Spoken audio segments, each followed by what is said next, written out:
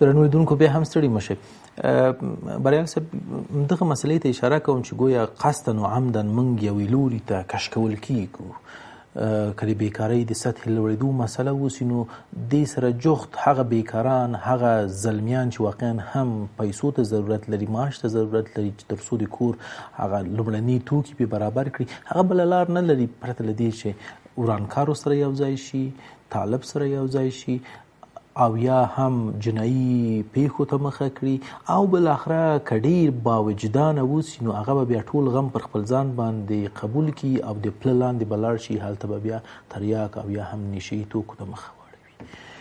هغه نو بیا تر ټولو باوجدانه ده چې زما د معاشې په پایله کې باید کوم عام افغان بیچاره ونه وژل شي. دلته د دې ترڅنګ بیا عمدن او قصدن دلته نورو مسایلو ته هم لمن به ووهل کېږي او زمینه ورته برابره کېږي. اوس د طالب مسله یوې خوا د داعش مسله چې رامنځته شوې ده عملا تبلیغ روان ده چې داعش خپلو صفوفو ته نوي کسان جذبوي او دومره ډالره دومره افغانۍ معاش د میاشتې ورکوي. هلته یې راباندې ښوونځی بند کړی ده هلته یې روغتون راباندې بمبار کړی ده هلته یې د ژوندانه لومړني مواد او لومړني توکي راباندې بند کړي دي یعنې د ژوندانه هیڅ امکانات راته نه دي برابر او دلته دغه ډول تبلیغ آیا زما بیکاره ځوان به کومې لوري ته لاړ شي خو مجبوره ده نو چې د مړۍ ډوډۍ د پیدا کولو لپاره څخه له طالب له داعش او نورو ورانکارو ډلو سره یو ځای شي. تقریبا 3-4 کاله کېږي چې د افغانستان د کارګرانو ملي ټولنې د معضلاتو او بیکاریو بېوزلۍ د سطحې د راکښته کولو دپاره د افغانستان دولت ته مشخص پیشنهادونه کړي. هغه په دې مفهوم باندې چې په افغانستان کې اجتماعي عدالت څنګه تامین شي. زه یو مثال تاسو ته وایم چې د کارګرانو ټولنې یو پیشنهاد درلودی هغه دا چې په افغانستان کې د ټولو خلکو دپاره حد اقل د مزد یا معاش باید تعیین شي. هغه په دې مفهوم په نوره نړۍ کې په هر کال کې چې عواید د مملکت اقتصاد عواید لوړ ولاړ شي بیا نو 3 اجتماعي شریکان لکه کارفرما دولت او کارګري ټولنې دا د کال په اخر کې سره کښیني او بالاخره هغه صادقانه خبره رامنځته کوي چې عواید سږ کال 80% لوړ شوي دي 100% 120% لوړ شوي دي د دې دپاره چې هلته د فساد مخه ونیول شي نو بالاخره د معاشات په یو کچه معینه اندازه باندې فیصدي لوړیږي او یا هم عدالت تامین او هلته د دې په خاطر باندې چې عدالت تامین شي او مشکل رفع شي نو د دې دپاره دا کار کیږي. موږ دا پیشنهاد وکړي تقریبا 4-5 جلسې د 2 معاون تر ریاست لاندې دایرې سوې او بالاخره د یو وزیر صاحب محترم دغه داو نظر داو چې دغه نه لرو پیسې نه لرو عواید نه لرو ولې د عوایدو خو معلومه خبره ده چې یو څه په افغانستان کې داسې کېږي که د ګمرکاتو د مځکو مالیات او همدارنګه دغه د موبایل ده چې دا اوس په دغه نکلو کې ګرځول کېږي نه دغه او داخلي عواید دغه داخلي عواید طبیعي خبره ده چې رشد کوي داسې نه دی چې بیخي په ټپه ولاړ دي هېڅ تولید صورت نه نیسي بلکې تولیدات سته نو خو د دې که ته د مځکو او ټولو شانو محصولات یا په اصطلاح مالیات منظم راټول کې خو بیا یو څه عاید سته نو دغه د عاید د تر قیامته خو به موږ خارج ته لاس نه یې نیولی ته باور وکړه چې تر دغه لحظې چې دا زه ستا سره خبرې کومه دا معضله د هغسې پاته سوله او بالاخره نور همداسې شیان چې فرضاً ښه خبره دا ده چې د بیمې سیستم ایجاد سي او داسې وسي چې د کار په قانون کې چې هغه وخت جوړ سوی و ستونزو وجود درلودی د دغه ستونزو د حلولو دپاره د مثال په توګه یو کارفرما 100 کسانو ته یې جواب ورکوي چې ناخوښه سوي دي. موږ وایو چې یو حد اقل یو قرارداد باید وجود ولري. د هغه قرارداد په روی باندې تا ته څوک که کار ونه کړې طبیعي خبره ده چې تا ته باید جزا درکړي، او که تا ښه کار کړی وي ته باید مکافات سي. یعنی دغه سیستم هم تر دغه اوسه پورې هم نه دی اصلاح شوی. پر دې قانون باندې متخصصینو کار وکړي او بالاخره دا و چې باید وزارت عدلیې ته ولاړ سي، هغه رئیس جمهور او بالاخره پارلمان ته وړاندې کړي. ته باور وکړه چې دا یو مکمل یو کال 2 میاشتې کېږي چې هغه هلته بندي پروت دی. خبره دا ده چې ستا د خبرې سوال ته راځمه، که رښتیا وغواړو په صداقت او ایماندارۍ باندې دغه معضلات که جنګ دی هم د خبرو اترو د لارې څخه، او که ناامني ده، او که بالاخره بیکاري او بېوزلي ده، آیا د دغه د راکمولو دپاره اجتماعي عدالت که وغواړو نسي حلېدلی؟ او که یوازې خبره دا ده که زما په حزب کې وي، زما په تنظیم کې وي، زما په ډله کې وي، ما ته دې صاحب وایه او بالاخره یا مې د عمه زوی و د خاله زوی وي او زه لوړ چارواکی ومه، نو به یوازې ستا دپاره کاري زمینه مساعده. نور که په کال کې 3000 کسان ډاکټران او ماسټران فارغېږي، د هغوی دپاره به کار نه وي. په کلو محلاتو کې به معرف ته توجه نه کومه. زما ماشومان، هغه ماشومان چې پر موږ باندې حق لري، او تعلیم په افغانستان کې جبري حد اقل باید وي، د دغه ټولو څخه راوتلې به نو ټوله ورځ زه د خلکو موټران پاکومه، زه به پر سړکو باندې اوسپنې راټولومه، او زه به بالاخره فقر او دودي کومه، او یوازې به د دوی دپاره دا ژوند وي. خو نو دا هغه ډېره په غوړ دا هغه څه دي چې د عدالت دپاره کار نه دی سوی. اجتماعي لکه څنګه چې هغه لور ته ما اشاره وکړه او تاسو هم پې تبصره درلودله چې قصدن عمدن زموږ تنکي ځوانان، زموږ هغه فزیکي قوه چې واقعا هم د هېواد په آبادانۍ کې باید ترې استفاده شوي، هغه طالب داعش او مخالف لوري ته اړه کېږي چې باید لاړ شي او هلته فعالیت وکړي، او یا هم جنایي جرمونو ته مخه واړوي، او یا هم حد اقل بالاخره چې وسې پورته نه شوه نو نشهیي توکو ته دې مخه واړوي. دغه لوري ته د حکومت لوري ته قصدن عمدن آیا بیا هم دې مسلې ته کار نه کیږي چې فساد باید زیات شي؟ هغه پر دې معنی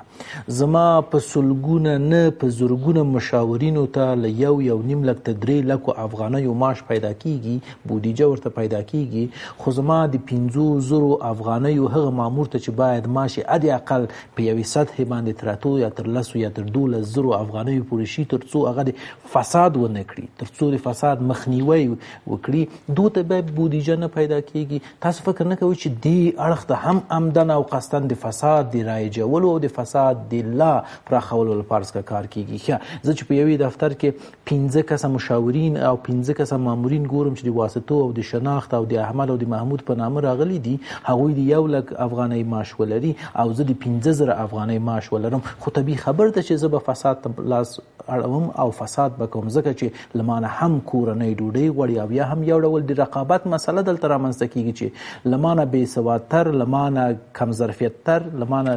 تر ډېرو حدو پورې ضعیفه کس لوړ معاش او یو بیچاره چې واقعا هم لیسانس وي، ماستر وي، ډاکټر وي، هغه چې واسطه ونه لري هغه د کم معاش. دا په خپله د فساد ته لا زمینه برابرول نه دي؟ بدبختانه چې لا هم زمینه برابرول دي او په ډېرې خواشینۍ سره چې فساد نو اوس بیخي خپل اوج ته رسېدلی دی. هغه دا چې په دغه اواخرو کې حتی پر مختلفو نهادونو باندې هغه څه چې ویل کیږي هغه کرار په عمل کې ثابتیږي هم نه. کله کله داسې نیسي چې سیالداري دې حد ته اوس رسېدلې ده که یو چا یو ښه کور درلودی او بل چې هم مقرریږي د هغې جملې د خلکو څخه هغه باید تر هغه 2 چنده هغسې کور ولري، هغسې موټر ولري، او اوس په اداراتو کې دغه سیالداري په تعصب سره چې را ژوندې سوې ده چې څنګه وکولی سي نور هم د فساد سطح لوړه سي. نو د فساد د مخنیوي دپاره هم طریقې وجود لري. که اراده وي مطلق کېدلی سي چې په راتلونکي کې آهسته آهسته د فساد کچه لوړه سي. هغه په څه مفهوم؟ په دغه رقابت کې، په آزاد رقابت کې که دا پروسه سالمه سي، شفافه سي، او هغه چا چې واقعا هم هر څه زده کړي د خپل وطن دپاره،